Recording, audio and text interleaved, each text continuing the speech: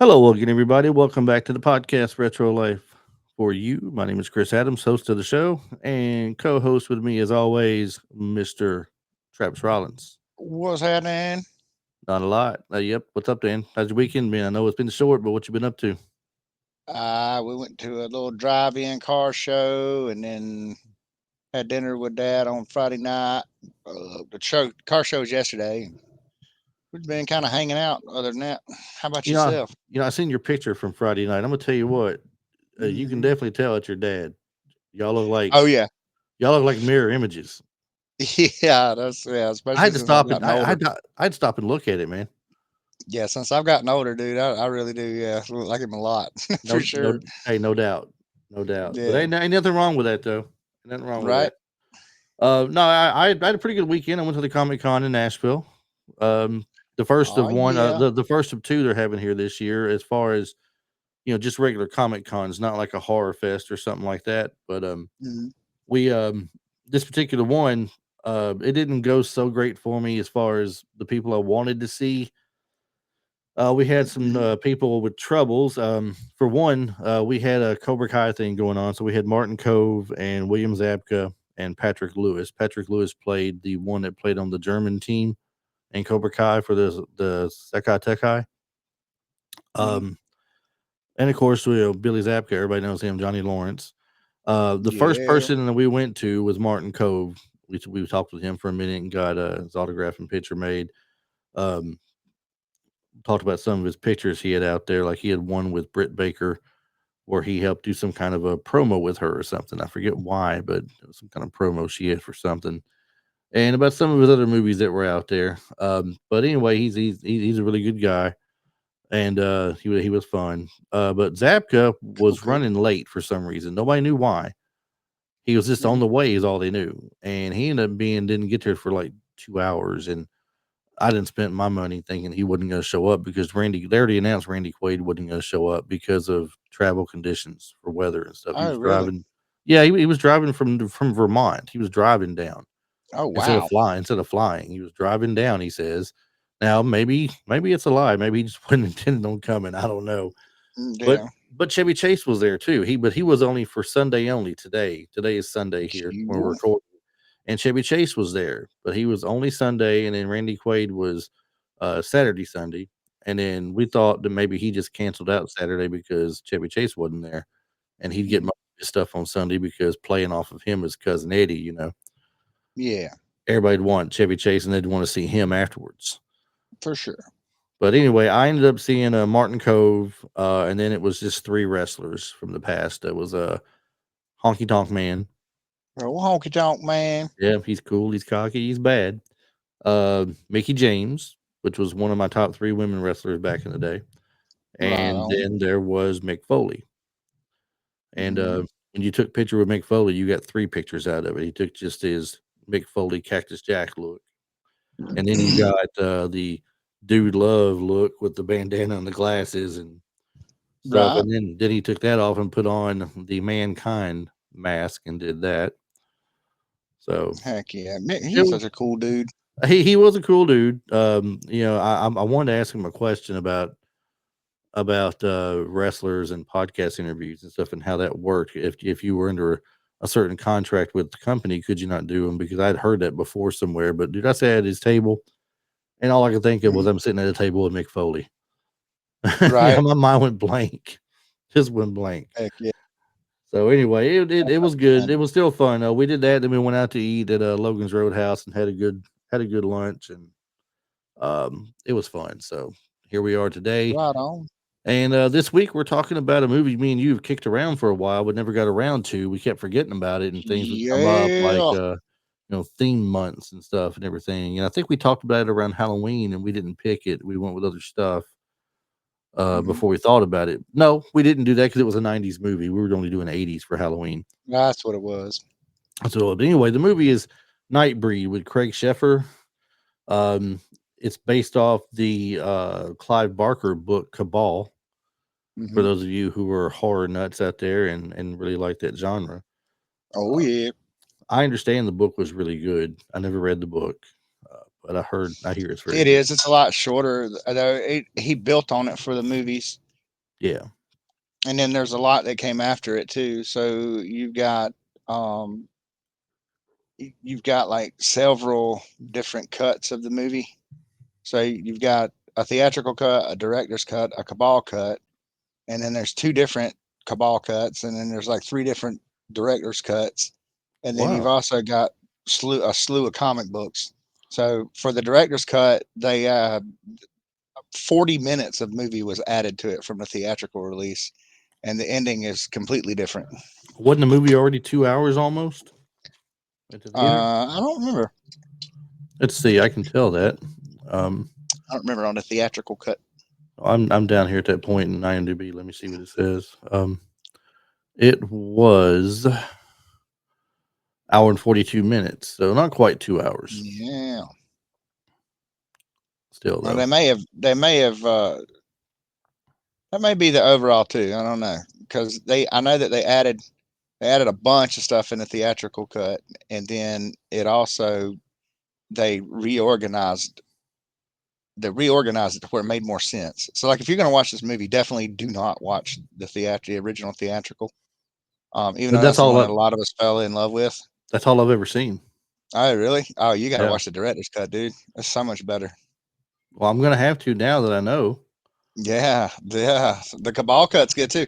So the original Cabal cut, and the original theatrical release made it out more like a slasher film than what Clive had originally wanted to do. He wanted to make it a trilogy, and during the time it was tied up with Morgan Creek Productions, and there was a dude. He was a chairman of 20th Century Fox, Joe Roth.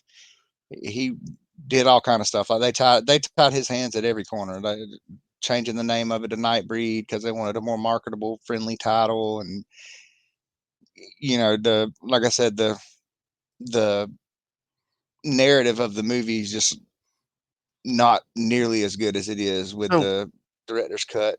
when it comes to the book and everything about it, were the people who were down below, were they referred to as the Nightbreed?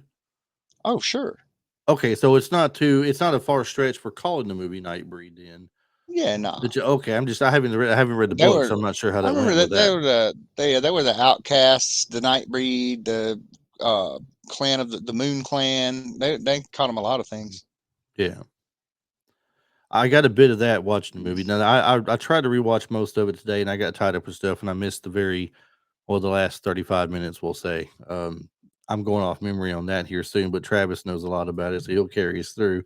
But I remember seeing the part where the girl or the woman is explaining to Boone's girlfriend about what they are, and Hmm. she has the little girl. I guess the little girl has the power to show her the past, and she takes her hand and just shows her the past in her mind, so she can see what they had gone through, and Right. the people they're trying to avoid and things, and why they stay hidden underground and only come out at night, and things like that and Yeah. everything. So I got that part on it. What was her name? Was that Rachel? I think that was Rachel. Rachel, yeah, Babette's mom. yeah. Babette was the one that the girlfriend say that Yeah, was so she outside. basically explains that there's what the Native Americans called skinwalkers, or what, shapeshifters. So Shapeshifters. all your old they're basically the collective of what all your where all your monster stories come from, werewolves and vampires and demons and everything else. So they call them the old clan, the old clans. So they're like, I guess, throwbacks to what ancient humans used to be, or subsets of humanity or whatever. Right. The story goes deep. It goes way deeper than the movie. Well, I like the way she described it to her. It gave you a good image about what was going on and why they want to stay hidden, and why they do what they do. She had a deeper meaning in the story. For those who have no clue whatsoever about Nightbreed, though, here's a little quick plot summary for it. It says that the story follows Aaron Boone, played by Craig Sheffer. He's a troubled young man plagued by dreams of hidden Boone. underground city called Midian, where monsters seek refuge. So after being manipulated by his psychiatrist, Dr. Philip K. Decker, who's played by David Cronenberg, Hmm. Boone is framed for murder and seemingly killed by police. However, he is resurrected as part of the monstrous Nightbreed, creatures persecuted by humanity. As Boone discovers his true identity, a war erupts between the Nightbreed and the human forces led by Decker. I have a question for you, though. Hmm. Um, so I saw the part where he gets killed by the police. He gets, I mean, they unload about 30 rounds on him probably Right. at that point. So now, is he brought back because he's meant to be Nightbreed, or is it because the one guy was telling him he's meat? He was calling him I th- a, and he bit into him that I think caused it's him to. I think it's a little bit of both because he was part of the prophecy. If you watch, if you go on through it, there's paintings on the wall and stuff of that guy biting the savior, or the, turns out to be who destroyed Midian after Yeah, all. there you go. See, Uh, that's what I need to hear because I missed that last 35 minutes, and I know there's some things I'm missing on this. So yeah. So, but the thing about it was, Ashbury, I think, was the demon's name. But the thing about it was, it goes through to the overarching part of the story is that, they're how dangerous humanity really is, because the most dangerous person in the entire story was Decker in this part of the story, and he was just a plain old human. So them accepting themselves and staying separate from humanity, and trying to get humanity not to locate them to destroy what they built, which was Midian. And Midian was the name of the cemetery that they were at. So you had Baphomet was what they called it, spelled Baphomet, but they called him Baphomet. And I guess he was like an ancient deity, or just an old, stronger version of whatever they are. And he said that it was meant to happen. Like, you have to be that. So he renamed him. He ended up renaming him Cabal. So he wasn't Boone anymore. He tells him, there at the end, that you are no longer Boone. You're now Cabal. He said, you have to find me and protect me from my enemies, and rebuild what you've destroyed. So yeah, it's a much. I started out the podcast saying how bad the plot holes and stuff in it is, and how messy. But this movie, there's a reason why it's a cult favorite. There's a reason why people love this movie. Like, it's awesome. It's just that the lore of it and the source material goes so much deeper. So it's not like I'm trashing the movie. I love this movie. It's one of my favorites. I watch it all the time. I told my son I was about his age when I first saw it. He watched it with me today, and he liked it. Uh, and it's been one of my favorites ever since. Like, it's just awesome. it's definitely a great movie. I remember watching it when it came out, and I loved it then. And at that time, I was reading Stephen King books. I don't know why I didn't read Clive Barker as well, but Clive's out there, dude. yeah, and that might be it might have been a little bit, more than me. Uh, fan of the show and been on here with us a couple of times. Hmm. Marty Phillips. Clive Barker was a author he liked reading a lot when he was younger, and Yeah, yeah, I told Clive you was that. so he was out there on a different. He was in a different space than Stephen King was. Stephen King did a lot of the science fiction aliens, and stuff like that, and stuff from different dimensions. And he did some straight up horror, but so I would put him and Dean Koontz together, whereas I'd put like Clive Barker over with. I don't even know. I can't even think of another person that shows out with Clive. Man, just some flat out horror, demonic stuff, and Who all do we gore. have who all we have at the time? We had Clive Barker, we had Stephen King. There one more big one out there at the time that was putting horror books out. Well, Dean Koontz was one of the biggest ones at Dean the time. Koontz. Thank you. I couldn't Dean think of the Koontz is my name. favorite. Yeah, Dean's my favorite author. He does some so Dean. The reason I like Dean is because Dean does everything. Uh, he'll do some wild, gory stuff like Clive does, and then he'll go off doing scientific stuff like Stephen King does. He does stuff that deals with quantum mechanics and stuff. And the cool thing about all of these authors too is they research this stuff heavily as well. And there's another author too that I absolutely love, but he focuses on a whole subset. I guess you'd just say vampires, but Brian Lumley. Brian Lumley is an amazing author too. He I don't does the think I know anything Necroscope by him. series. Yeah, he's amazing. He does the Necroscope series. We've been wanting a TV show or a movie out of that stuff for years. Oh, what I was going to say about Marty a while ago, he wrote a book or two, and he's got two books that are published out there called "The Hmm. Town of Forever: Chronicles of Jacob Dark," and I forget the name of the second one. I'd have to look it up. But which, by the way, everybody, they are available on Amazon if you want to buy them out there. So just look up The Town of Forever Chronicles of Jacob Dark.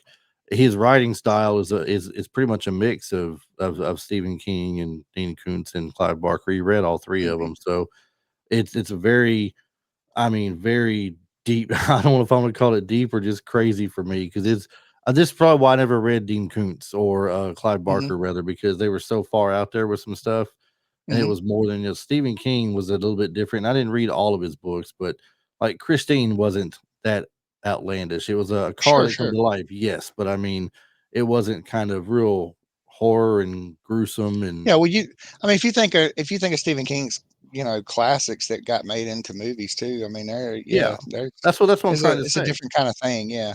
Yeah, but But then you I had weird stuff with Stephen King too. Like if anybody has seen the movie It but hasn't read the yeah. book will be like, "What the hell are you thinking, Stephen?"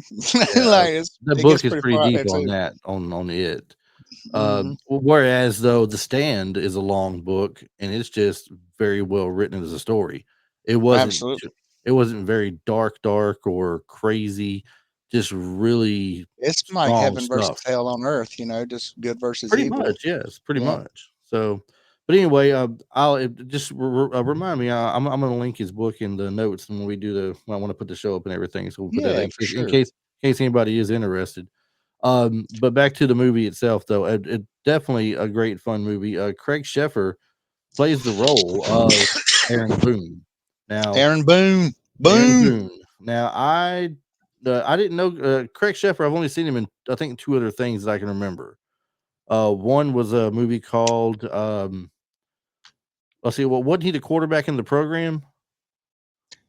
I remember him straight offhand as the big brother in A River Runs Through It. And I think he was, yeah, I'm pretty sure he was the quarterback. So I said, we're And he about to was find also out. I'm he pretty was sure he also was. in Fire on the Amazon with Sandra Bullock too. So after Funny he did enough, Nightbreed, he had a good little run there. now did he do Nightbreed before or after Fire with Fire? Fire with Fire or I think Fire and I think it's called Fire by Fire. Let me see. It's got him and oh, Virginia I don't know. Madsen in it. He was in Some Kind of Wonderful. Hmm. I forgot about that. He was also in Fire in the Sky too. I forgot about that. Played Alan Dallas in Fire in the Sky. There's your River Runs Through It right there. Yeah, I'll tell you he the was Brad Pitt's big brother in that movie. That's a great movie too for anybody who hasn't seen it. A River Runs Through It's a phenomenal movie. and I have not seen. I'll have to make a note of that and watch that myself. It sounds like it'd be a pretty good movie. Oh, it is. He's So actually everybody gives Thelma and Louise credit for first seeing Brad Pitt, but this is the movie I think that kind of put Brad on it and Cool World. dude, he's actually been in so much more than I realized. But Fire with Fire is the first movie I've seen him in. He's in that movie, plays the lead male character. Virginia Madsen plays the female character. He's a part of a um he's done some wrong. He's doing a little bit of time is what it is in a some kind of it's not a penitentiary per se, but I mean like a work camp maybe or Yeah, something work camp. where they got him into and she's a part of an all girls school that's down the road from where they do their work. And Oh, okay. he actually sees her out in the woods one day as she's laying in some water and he falls in love with her basically. It's kind of a love story kind of thing. Oh, They end up running away together and they think he's kidnapped her and stuff and all these things. It's a good movie if you haven't seen it. Check that one out. That came out in yeah, I hadn't seen that one. 1986. Um, Split Decisions. I think that was a boxing movie. Hmm. If I'm not mistaken, that was around 88. Then there's Nightbreed. And then he goes on to do stuff like A River Nightbreed. Runs Through It, Fire in the Sky, The Program, Fire on the Amazon. Fire on the Amazon, I think, is the Sandra Bullock movie you were talking about. I see that here now. And then he went Yeah, further on to do several other things, which I'm not going to go deeper into it. He's done a lot of things since in TV and movie wise. So if anybody's interested, just drop off to IMDb and take a quick look at it. You can see his extensive career he's got going on. So a lot of work he's put in for sure. absolutely. We were talking before this, and I don't think there's anybody um that's really been in a lot of stuff that we know of. I mean, I see him and Doug Bradley. Doug Bradley was Pinhead and Hellraiser. That's one of your favorites right there, I believe. Doug Bradley. Yup. I'm hoping I get to go see him this year. He's supposed to be in one of the Comic Cons coming over this way. That would be cool. The guy No that doubt. played Detective Joyce is Hugh. Hugh Quarshie, Quarshie. Hugh Quarshie. He sounds. He said Yeah, his name don't ring a bell, but I've seen his face in other or things she, before. He's one of those people where or you know the she, face but not the name. right? And from there also, I mean, we won't touch too deep in anything like that, but just to give you no, so I want to jump back for a second. We talked about basically how long it is and things like that, but a little bit of basic information on the movie. It is directed by Clive Barker too, by the way. Yeah. For those that aren't aware, it's based off his book Cabal, as we mentioned, produced by Gabriel Martinelli and Mark Rosen, written by Clive Barker, based on his '88 novel, as I said, Cabal. Hmm. Music by the great Danny Elfman. He's in a lot of great things. His music is so. There's only a few people you hear when you think of music in the movies that do Right. things, and Danny Elfman's up there with the top with the best of them. So For sure. good stuff there. Budgeted $11 million, but it underperformed at the box office, only making 8.9.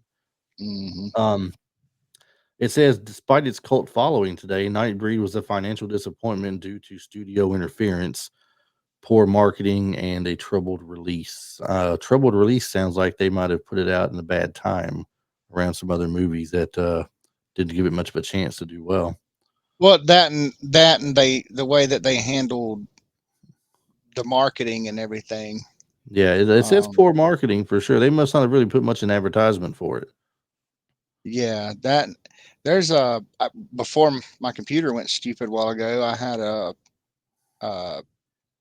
website up that had Clive Barker talking about the movie and problems that happened with it, and the fact that he was planning to make it a trilogy and stuff like that. See if I Yeah, can get that pulled back up. and while you're doing that, to give some people a little more in depth here, we talked about the character Craig Sheffer for Boone and what he does. The psychiatrist he sees is Dr. Philip Decker, and really and truly behind the scenes there, he's the villain. He's the one doing all the killing and everything, and he's manipulating people to think that Boone is the person who did the killings. He's Right. known as the mass He had serial Boone killer, thinking, and even Boone thought he was taking him because he had him. There was one he part too. he's Remember, he doped was in up the on hospital. something. Yeah, he said he was on. He said, "Oh, shoot, there's a lot of people on it too. I forgot what it was, lithium or something." And they said, "No, that's not what you're on a psycho. You're on a psychotropic, man. You're on a bad, what we used to call a bad trip." Well, the killer was known as the button face killer. If you see his mask he's got on, you'd understand why. There's little buttons And for he eyes, was the basically. creepiest thing in the movie. He was really. I mean, you would think the Honest to monsters would be God. a little creepy, but the monsters look kind of cool in a sense. Um, Well, the way they handled it too, like that's like I said, I was 11 years old when I saw this. My son's 12, and he loved it too. And there were a couple parts that were kind of like, but they all had the button face killer. They all had the Decker was the one that was on screen. Like the other parts were cool because the way they handled it, the way that they made the Nightbreed or the Moon Clan, it was like they were cool. Even though the one dude that bit him was calling him meat and everything, was he could have been kind of scary, but at the same time, like he was clapping for him too when he got accepted. So like they were a big family, a big clan. So it was almost like yeah, it made them out to be super cool instead of being really scary. Like you right. kind of wanted to be one of them when you know what I mean. It's like, yeah, I want to go to Midian, man. I want to be a Nightbreed. Now, there's about 3 or 4 people from this movie who was also appeared in the movie Hellraiser. You got a tie there. I Yeah, for guess sure. of course Doug Bradley being Pinhead, but Nicholas Vince, Simon Bamford, and Oliver Parker. It says they were various Nightbreed characters. All three appeared in Hellraiser. Hmm. Um, there's a little bit of trivia behind the scenes here. Talked about Nightbreed suffered heavy editing and was marketed. Yeah, This is where you're talking about the different variations that you have of it, yeah. but heavily Well, that's why edited I and got was Screen Rant. marketed. Screen Rant was Mhm. where I had that pulled up, and that's what they were saying. The story of the story of Nightbreed's production troubles is a classic tale of a fraught relationship between filmmaker and producer. And said on paper it may seem as if Barker had significant creative control over the project as both director and screenwriter, but in reality, Morgan Creek's producers were constantly questioning and undermining his vision, including the very premise of the entire film. And see, Clive wanted Nightbreed to be an ambitious, far out tale.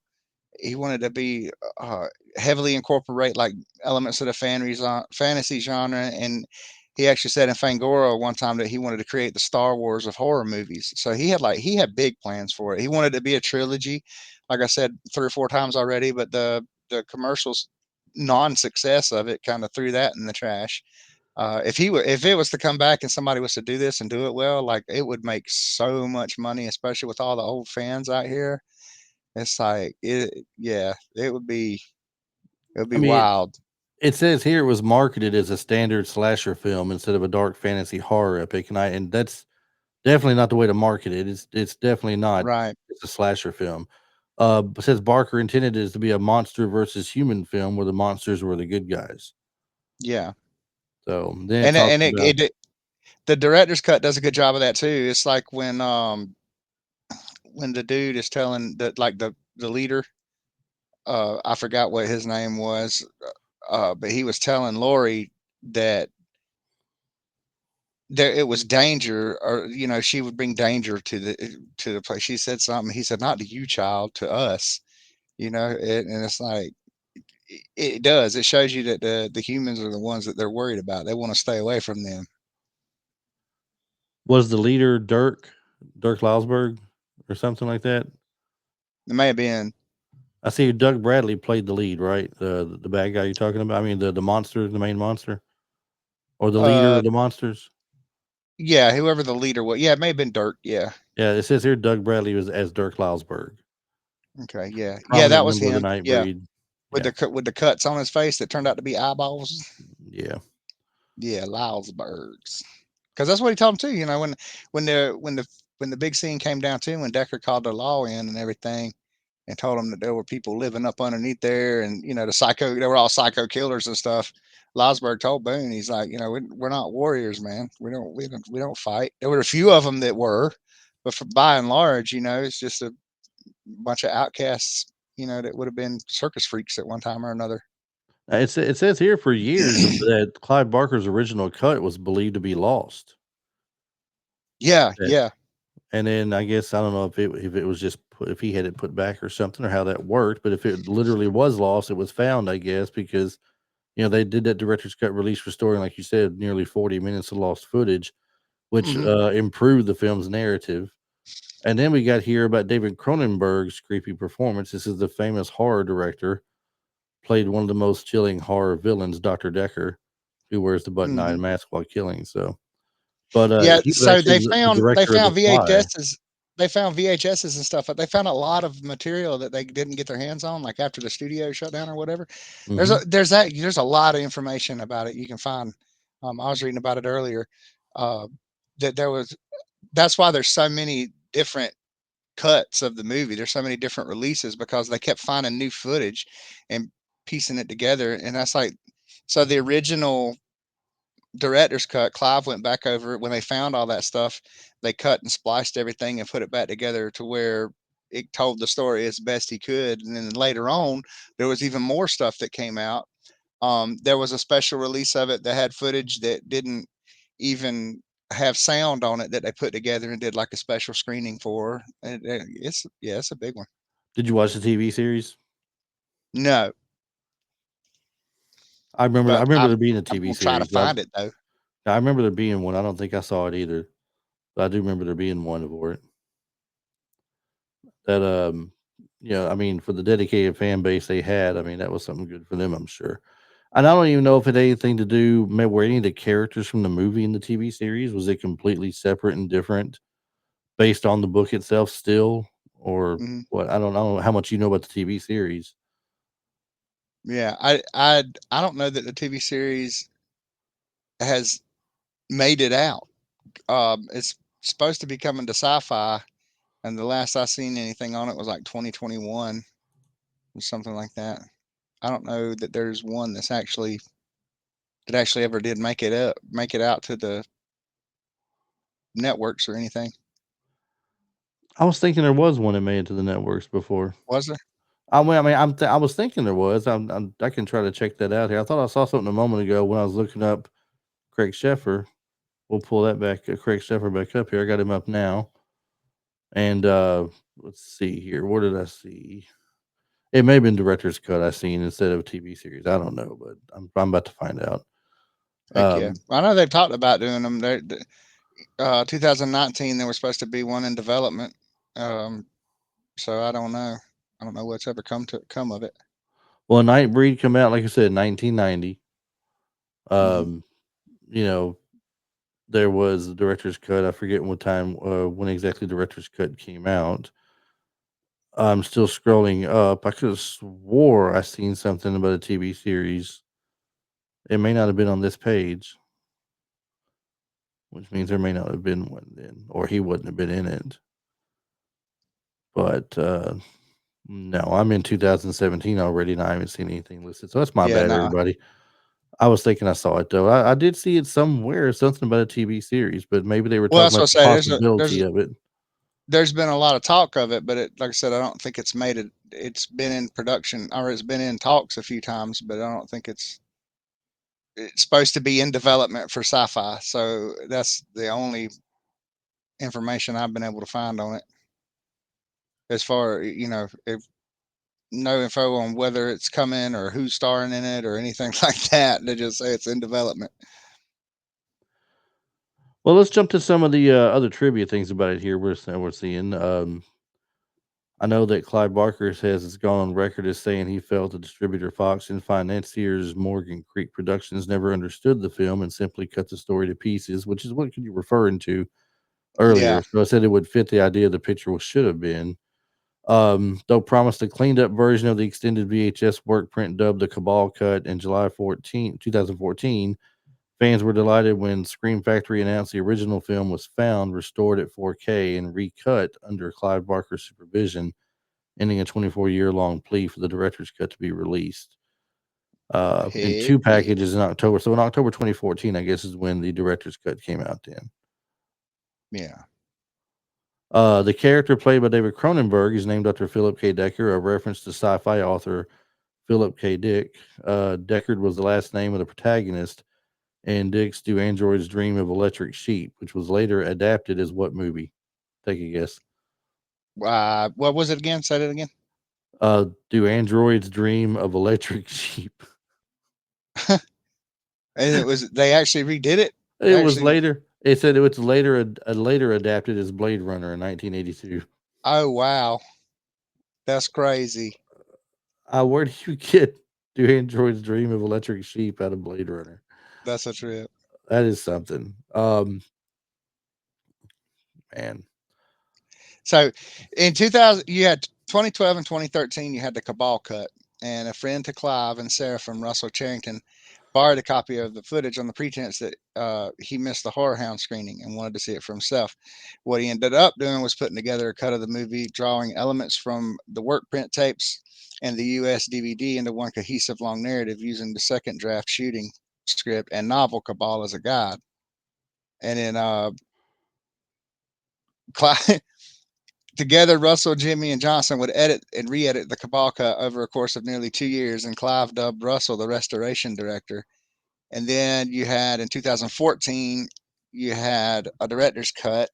And now that Morgan Creek agreed to allow a new cut of the movie, they made a deal with Shout Factory to create what would be known as the director's cut, which came as a 3 disc set limited to 10,000 copies, and the wider release with 2 discs. And then it was using original film elements and some sound from the Cabal cut. It was edited by Andrew Furtado, Mark Miller, with the direction of Clive Barker. And then you had another Cabal cut, like I said, in 2017. This is an extremely limited release. Um, and it was edited by Seraphim using the HD footage not previously available to the earlier versions of the Cabal cut. And then in 2019, um, you had another one with no, it didn't have any special titles, but you had another release, and it's got the director's cut and theatrical cut both on it. So That's But all. That should be most all of the releases, re-releases of it. talk about something for collectors. I mean, that's a lot of Oh, for different sure. variations to have, not to mention the other merchandise that might have been out Oh revolving yeah, the around it. 2017 is a big time collector's item for sure. It says some of the Nightbreed inspired merchandise include a 25 issue Nightbreed comic book series, a Mm, Nightbreed game for the home computer, and books such as the Nightbreed Chronicles. Did you ever read yeah. anything about that, the Nightbreed Chronicles? Oh yeah. Well, You I read hadn't this? read all of them, but there's, like I said, there's a lot of stuff with like the comics and the uh, graphic novels and stuff like that. There's quite a few things you can find out there that So go way further. so do you know where the term Midian comes from? Nuh-uh. In the Bible, Midian was the land in which Moses lived for 40 years in self-imposed exile. It was in Midian Oh, that God appeared to Moses in the best of burning bush, telling him to go back to Egypt to free the Israelites. heck yeah, So I'm not sure where. I guess he's considering the name Midian in this movie as the place where all of the monsters go to their self-imposed exile. They're staying for sure. underground. Oh, there's layers on top of layers of stuff it like that in all of his writing. Because I mean, Clive pulled a lot from uh oh man, Cthulhu, the Cthulhu mythos, and who wrote that? Come on, I'm drawing a blank. It's one of the biggest names ever in horror. He was one of the ones they said did the original Satanic Bible and all that. Man, I cannot believe that. I cannot Yeah, remember his name.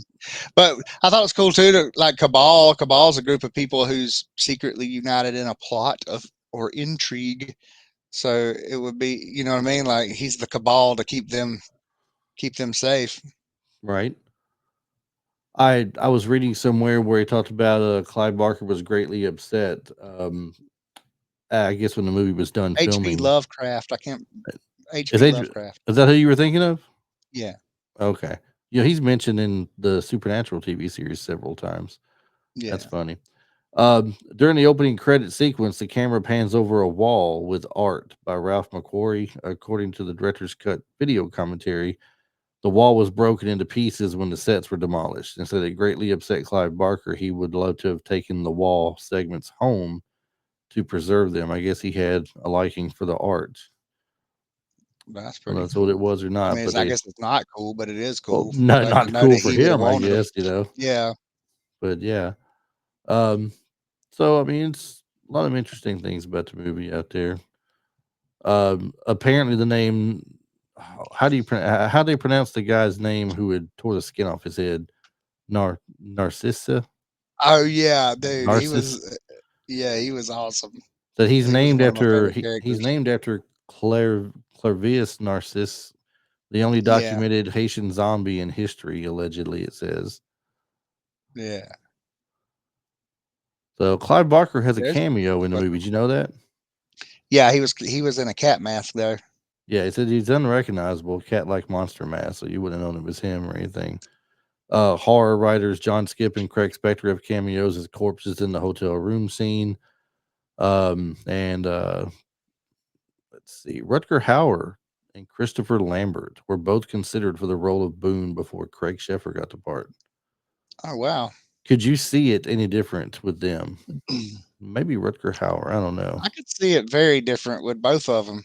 I mean, Christopher Lambert. It would When I be think different. Christopher Lambert, all I think of is there can be only one. Yeah, You well, know. not only that though. I mean, it's like, yeah, his voice, dude. Like when he played Raiden and everything. Like, Yeah. I like Christopher Lambert, but I don't know. I don't know, man. The way this was set up with them being a young couple and everything too. I mean, I know Rutger wasn't old at that point, neither was Christopher Lambert, but I don't Right. know. Their styles, I think Boone fit it with the leather jacket and the, you know what I mean? I mean, it would definitely be interesting to see how it would have differed with them in it. For sure. This is one of those too that we just, all the fans of it too, just we long for. a continuation of the story. Like the story was so good, it was enough there. The movie was so awesome, even though it wasn't what Clive dreamt of.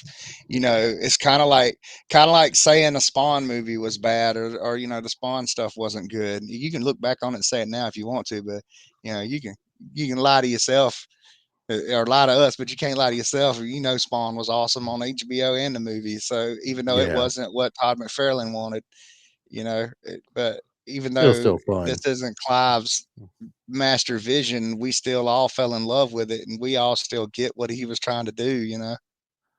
That's definitely a fun movie, though. It says halfway in the movies. I remember this in a sense. Halfway in the movie, a priest is called Pinhead by the cop. Not Yeah, yeah. coincidentally, Pinhead is the antagonist in another Clive Barker movie, Hellraiser. So hmm I'm Which not. is I'm a not. franchise, one of the greatest horror franchises of all time. Well, they have enough of them out there. Here I am saying that, but look how many Elm Streets are out there, and how many Friday the 13th are out there. Yeah, Um, that's what I'm saying. You got Nightmare on Elm Street, Friday the 13th, Halloween, and Hellraiser. Like those are the biggest ones of all time. I don't know who William Bibbiani. Makes me think of Joey Tribbiani. William Bibbiani. I'm not sure who he is, but it non-jokingly sees this movie as the best X-Men ever made. I like that. I like that. The best X-Men ever I made, like that a lot. man. Yeah. So the movie itself, what is some of the best parts about the movie that you like that stand out to you? You mean like scenes or just like what makes it such a great movie? I mean, well, let's go with both. Let's go with scenes first. You get a favorite scene from the movie that you liked more than the others?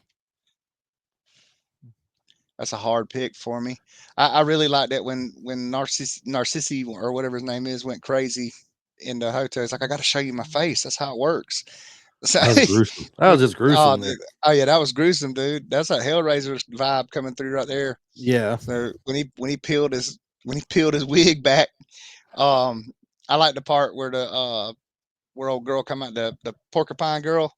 I like Yeah. where she came out there dancing and slung everybody up. I mean, it was just it's hard for me to pick a scene in I particular. Anytime that I the don't Nightbreed was on camera, I liked it. I don't have a scene in particular, but and I know I missed it today because I'm missing the last 35 minutes before the show here. But going off memory, the ending of it when the humans are invading the area where the Nightbreed are, and they get the one guy who carries the little dog around with him, and he dies out in the sun, explodes in the sun, Yeah. lays out there. Suddenly their car blows up, hmm and they're stuck because there's not going to be sun soon. And it's going to be dark, and they're going to come out. And they're going to come for them. And so they're letting the sheriff know who's sending more backup and more help up there. But then Narcissi, as you say, his name was, he's taking off. He's the one that blew up the car. He takes off with another car Right. carrying Boone's girlfriend to safety, I guess, hmm and such. So that entire end part with the fight, it's probably I know people will say it's an easy way to cop out and say, the end part's always going to be the best. You're getting the payoff and everything, but that's what stands out to me. It's what stands Well, out to those me a lot. for those who haven't seen the director's cut too. So in the theatrical version, the way it ends is they're all leaving or whatever, and Decker is like basically staked out, pretty much crucified, and he wakes up, and that's pretty much it goes off right there. And everybody hated that ending for so many years. That's still included, I think, but the way the director's cut ends, I think that's a post credit in the director's cut. So the way the director's cut ends is him talking to Baphomet and everything, and them getting out, and it shows like all the Moon Clan and hiding out in a barn waiting on Boone or waiting on Cabal, and then it shows what's her name? Wasn't Lori? Lori. She's begging him to go with him to make her one of them, and he won't do it. So then she turns around and stabs herself with Decker's knife, and he dang bites her on the shoulder. So hoping it's not too late. So it shows them two like standing on the hilltop and everything. So it's a completely different ending. So it sets it up for them going on and finding a new place or whatever. So let's jump back to the next part of the question. Then, what makes it good for you? Then, What I think what makes it awesome is all the elements. So as a kid, the the Moon Clan, the monsters aren't scary. They're not monsters, especially when they explain to you that we're not monsters. We're just freakazoids or whatever. So it makes them cool. So you're not afraid of them. It makes you want to be one of them. It makes you want to be like Boone or something, as a kid. But then in my adulthood, as many times as I've rewatched it, the story and what it stands for about acceptance and this and that, and how dangerous the metaphor for how dangerous humans are. I think that the special effects stand the test of time. I mean, of course, it's not just outrageous CGI we have nowadays, but the old creature features effects are spectacular. It's Clive Barker. It's just it's not, I don't know. It's a departure from horror movies. It's like a fun horror movie. It's like a cool horror movie. It's like Monster Squad for grown-ups almost. Tell you the way they describe it. This is what I looked up earlier for their final thoughts on the movie. It's as though Nightbreed flopped upon release. It remains a unique, ambitious, dark fantasy film that defied genre conventions. And with stunning creature effects and the gothic atmosphere it had, along with a sympathetic look at monsters, that it was a must watch for fans of Clive Barker's work and really horror fantasy film fans alike. So it's not one that you'll be disappointed in when you watch by any means. Yeah, for If you're sure. just a straight horror fan because you like the slasher films like Jason Voorhees at Friday the 13th or Freddy Krueger with Nightmare on Elm Street, Michael Myers on Halloween, maybe might not be your cup of tea or something, but I mean, But still had it's really elements of truly that with not. Decker though. That's what I'm saying. He was rolling up in people's houses, killing kids and everything. That's what I'm saying. It's not far off from that though. So I still think you would enjoy it. I mean, and just give it a watch, I'd say for Yeah, sure. it's got some gruesome elements. It's got funny elements. It's a little love story going on the side. Heroes, like it stands And alone. It's its own special thing for sure.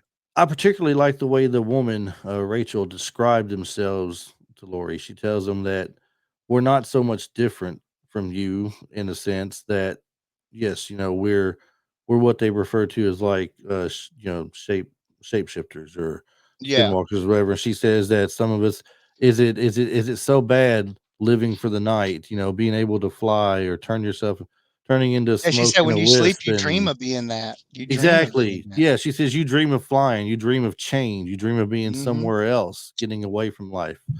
And that's exactly what this is. But it's real for them. They're not dreaming it. Yeah. It's their life now. Oh yeah, that's one of my favorite parts when Rachel turns into smoke and reaches through that dude. Yeah, that was pretty sick. Yeah. So all in all, definitely recommended from me. I'm sure it's definitely recommended from you. From the way you described Oh, everything, it sounds like you have like 100%. a big love for the movie and everything. Oh I'm yeah, glad I think we it's a horror. If you're a horror fan, you have to see this movie. Yeah, definitely. And I'm glad we finally got around to doing it. It's about time to go ahead and start closing things up though. We're at that point in time. So I would say for those of you who are new listening to the show, thanks for listening in today. Be sure to follow us on where we basically anywhere you get your podcasts. The top two places I guess people are getting us from is iTunes and Spotify, but anywhere you get your podcast, your audio podcast from, we are there. Just look us up, Retro Life, the number 4, the YOU, Retro Life for you. Our webpage is Retro Life, www.retrolife, the number 4, the letter U.com. You can listen to us, the audio in your browser on the computer. And if you go into the show notes, you can also see the video as we're talking right now.